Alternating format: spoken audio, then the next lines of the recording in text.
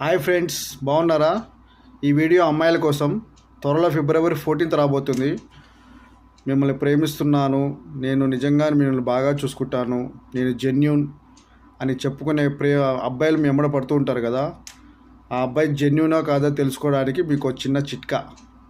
ఎవరైతే ప్రేమిస్తున్నా అని మీ వెంట పడుతున్నాడో ఆ అబ్బాయి మీ ఇంటికి వచ్చి మీ పేరెంట్స్తో మాట్లాడాలి, నేను మీ అమ్మాయిని పెళ్లి చేసుకుంటాను అని.